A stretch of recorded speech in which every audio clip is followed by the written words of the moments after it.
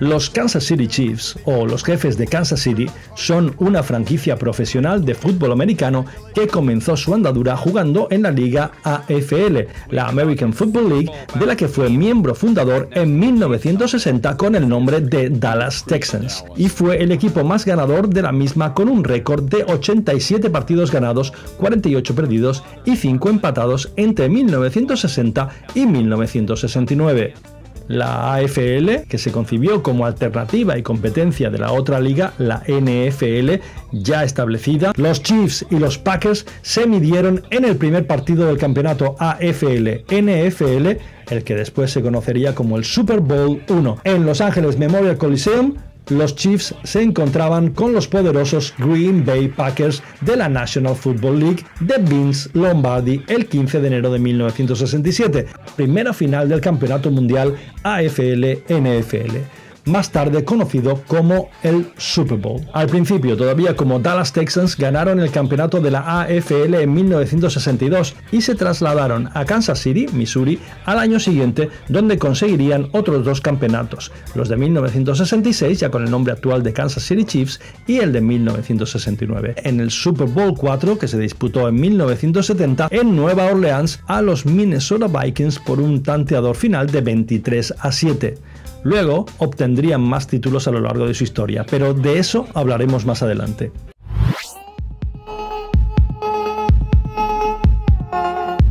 Los Kansas City Chiefs. La historia.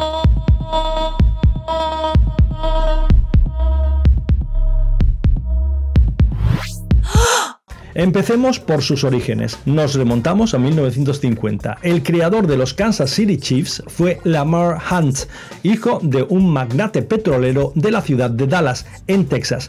El hombre se llamaba H.L. Hunt. En ese año se aficionó al fútbol americano, convirtiéndose en un apasionado de la liga, la NFL. A partir de 1958, Hunt concibió un gran interés en comprar una franquicia de la liga profesional de fútbol americano, la NFL, y trasladarla a su ciudad, a Dallas, en el estado norteamericano de Texas.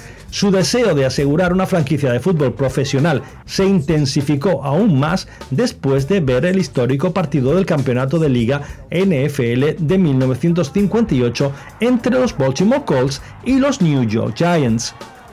El equipo que Hunt más interesado estaba en comprar y que tenía en mente eran los Cardenales de Chicago, los Chicago Cardinals, pero las negociaciones no fueron satisfactorias y tras varios intentos y decepciones abandonó la idea inicial de comprar una franquicia ya existente al enterarse también de que la NFL estaba ideando ofrecer a otra persona un equipo en su misma ciudad, en la ciudad de Dallas. Fue entonces cuando se decidió a dar el paso e inició conversaciones con otros empresarios interesados en obtener equipo y que también estaban descontentos con la NFL por sus continuas trabas y negativas a expandir el campeonato a otras ciudades. El objetivo era copiar el movimiento que se había creado en el béisbol, con la formación de una segunda liga que funcionó muy bien. Entonces se creó una comisión con el objetivo común de establecer otra liga de fútbol americano, organizando un campeonato paralelo al de la NFL que rivalizaría con esta, a la vez que llevaría el deporte a otras ciudades vetadas hasta ese momento. El 14 de agosto se celebró en Chicago la primera reunión de la nueva liga, donde se emitieron membresías a las 6 ciudades participantes en esa reunión como miembros creadores. Eran las ciudades de Dallas, New York, Houston, Denver, Los Ángeles y Minneapolis. La liga fue bautizada oficialmente como Liga de Fútbol Americano, AFL, el 22 de agosto de ese mismo año. Ralph Wilson, de la ciudad de Buffalo, se extendió la 7ª franquicia de la liga el 28 de octubre y Billy Sullivan, de Boston, se convirtió en el 8º propietario de la liga el 22 de noviembre. En un intento de boicotear e impedir la formación de la liga rival, los dirigentes de la NFL hicieron una oferta al participante con más recursos y experiencia del proyecto rival, Minneapolis, que retiró su franquicia de la AFL en noviembre después de que se le asegurara plaza en la NFL. Para reaccionar ante un golpe tan importante que dinamitaba casi la totalidad de sus opciones de conseguir establecer una liga paralela, se buscaron apoyos de otras ciudades y se consiguió la incorporación de un oportunista empresario de California al que le vino de maravilla para sus intereses publicitarios la formación de un equipo de fútbol americano en su ciudad para así impulsar su proyecto inmobiliario. En principio se iban a llamar los Oakland Seniors, nombre que salió de un concurso de nombre, pero un movimiento ciudadano de los fans del fútbol americano en la ciudad forzó el cambio de apelativo por el definitivo de Oakland Raiders, pero esa es otra historia. Seguimos con la historia de los Kansas City Chiefs. La llegada de un segundo equipo a la ciudad de Dallas creó dificultades tanto a la AFL como a los Dallas Texans, pero la otra franquicia profesional de fútbol americano de la ciudad, la perteneciente a la NFL y recientemente creada, que primero se había llamado los Dallas Steelers, después pasó a llamarse Dallas Rangers y finalmente se llamaron los Dallas Cowboys. Pero esa maniobra, tratando de opacar a la AFL, no tuvo una respuesta deportiva paralela y tras haber nacido con la obstinada oposición del dueño de los Washington Redskins y de su gran influencia en el resto de franquicias, la de Dallas, perteneciente a la NFL, precisamente por esa oposición del dueño de los Washington Redskins, no consiguió ganar ninguno de sus partidos de liga, mientras que los Dallas Texans eran uno de los mejores conjuntos de la recién nacida AFL. Tanto es así que se generó una guerra de intereses entre las dos franquicias vecinas, que desembocó en numerosas afrentas y disputas. Una de las más famosas fue la coincidencia en la elección del draft de 1961 de uno de los mejores prospectos de la época y considerado el jugador más prometedor, y que era el apoyador linebacker E.J. Hullop de Texas Tech, que fue descrito por muchos cazatalentos como el mejor jugador de fútbol americano de Estados Unidos. E.J. Hullop se decantó por la mejor imagen de los de la AFL y decidió jugar para los Texans, uniéndose a tres futuros miembros del Salón de la Fama de la franquicia: Jerry Mays, Fred Arbanas y Jim Tyler. Los tres como parte de la clase del draft del club de aquella gloriosa elección del draft de la edición de 1961, del curso 1961. Además, en sus primeros años, los Texans habían conquistado un fuerte sentido de identidad en los seguidores y jugadores, como con el mariscal de campo, el quarterback Cotton Davidson de Baylor, el linebacker apoyador Sherrill Hedrick de TCU y el corredor running back Abner Haynes de la Universidad del Norte de Texas.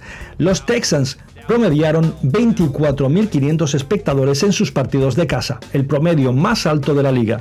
En un intento por atraer más fanáticos a los encuentros, los Texans ofrecían boletos gratis a cualquiera que trajera un resguardo de boleto del partido de fútbol americano de la escuela secundaria del viernes anterior, como estrategia para contrarrestar la afluencia al partido de los Cowboys de la NFL en casa el viernes por la noche.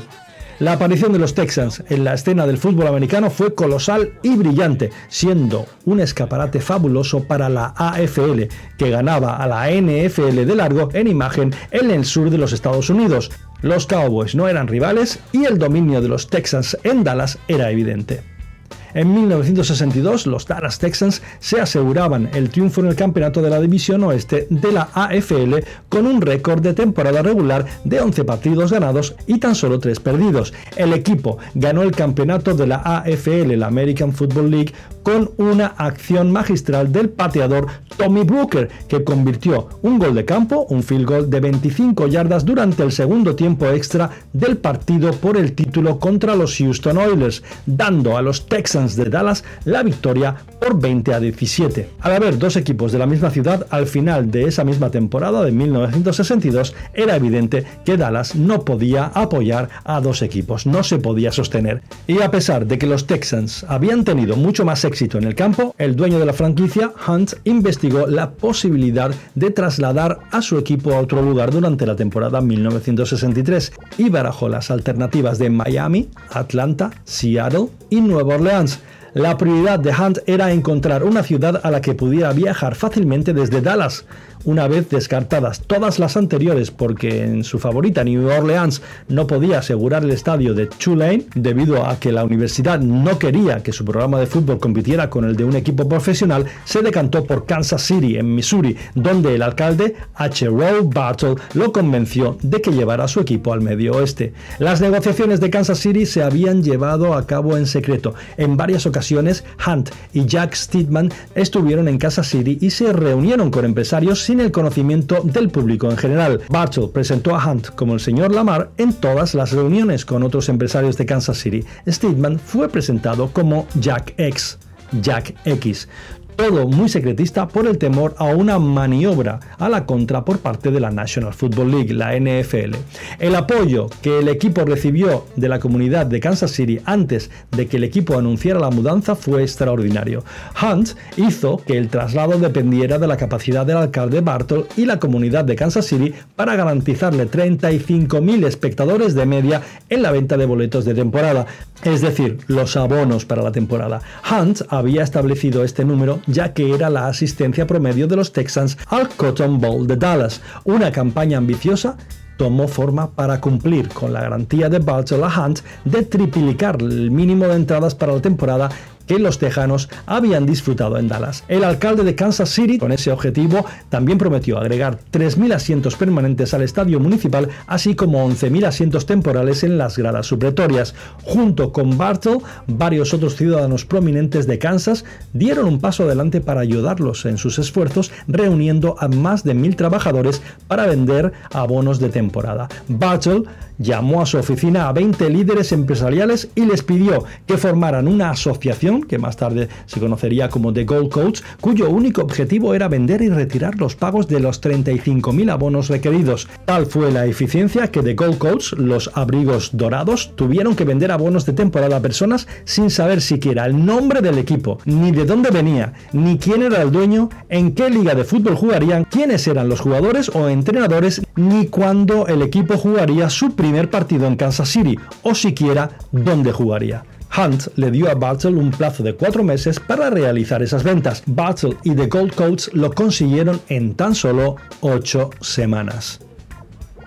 Más tarde, Hunt admitió que en realidad solo esperaba 20.000, por lo que aún con esa cantidad habría trasladado a la franquicia. El 22 de mayo de 1963, Hunt anunciaba que trasladaba la franquicia a Kansas City, Missouri. El equipo entonces pasó a llamarse Kansas City Chiefs, una de las sugerencias más populares que había recibido Hunt en un concurso para nombrar al equipo. Otro nombre también considerado en ese momento para el equipo eran las Mulas de Kansas City, The Kansas City Mules. El nombre vencedor fue el de Chiefs, que no solo se deriva de su concurso de fans, sino también de una idea del propio alcalde Bartle, quien 35 años antes había fundado la Sociedad de Honor de los Nativos Americanos dentro de los Boy Scouts de América, lo que para la organización le había valido el apodo de El Jefe, The Chief. Los Chiefs se trasladaban al estadio municipal ubicado en la 22 y Brooklyn, que se inauguró en 1923 y contaba con algo más de 49.000 asientos. Los Chiefs compartían las instalaciones con los Kansas City Athletics de la Major League Baseball. Después de 2 temporadas, en 1966, los Chiefs estaban comenzando a sentar las bases para un regreso a la lucha por el campeonato de la AFL, la American Football League, y también a un eventual dominio de los últimos años de la propia AFL, ya que el propietario del equipo, Lamar Hunt, estaba negociando públicamente con el comisionado de la NFL, Peter Russell, una posible fusión de las dos ligas. El ala defensiva Aaron Brown fue muy codiciado por muchos clubes, incluso los Steelers de la NFL, que tenían la intención de seleccionarlo. Los Steelers no pudieron localizar a Brown el día del draft porque ya estaba a bordo de un avión en vuelo con el dueño de los Chiefs, Lamar Hunt, quien llevó a cabo la primera firma en el aire de un contrato en la historia de la liga. Los Chiefs firmaron al corredor Mike Garrett, ganador del trofeo Heisman en la ronda 20 del draft de la AFL en 1966. Garrett ganó los honores de novato del año de la AFL en esa misma temporada. Los Chiefs comenzaron con un récord favorable de 3-0. Una multitud de 43.885 aficionados asistió al primer partido en casa de los Chiefs contra el campeón defensor de la AFL, los Buffalo Bills, el 2 de octubre. Ese partido supuso el récord en un evento deportivo en Kansas City en ese momento. Los Chiefs terminaron con 3 partidos de diferencia frente a Oakland para conquistar el título de la Conferencia Oeste de la AFL con un récord de 11 partidos ganados, 2 perdidos y 1 empatado, preparando el escenario para el segundo viaje de la franquicia a jugarse nuevamente el campeonato de la AFL. Los Chiefs y los Packers se midieron en el primer partido del campeonato AFL-NFL, el que después se conocería como el Super Bowl I. Usando una deslumbrante ofensiva y una sofocante defensa, los Chiefs obtuvieron una victoria abultada por 31-7 en el partido por el título de la AFL en Buffalo el día de Año Nuevo de 1967. Esa victoria impulsó a Kansas City a la primera final del Campeonato Mundial AFL-NFL, más tarde conocido como el Super Bowl. En Los Ángeles Memorial Coliseum, los Chiefs se encontraban con los poderosos Green Bay Packers de la National Football League de Vince Lombardi el 15 de enero de 1967. Los Chiefs aguantaron a los Packers durante la primera mitad, perdiendo tan solo por 4 puntos, 14-10, al final de los 2 primeros cuartos. Pero Green Bay tomó el control al final, ganando el partido por un claro 35-10. Y esta es la primera parte de la historia, de la interesantísima historia de la creación, de los orígenes, de los principios de los Kansas City Chiefs. Te espero en el segundo episodio de la historia de los Kansas City Chiefs. Los Kansas City Chiefs, la historia.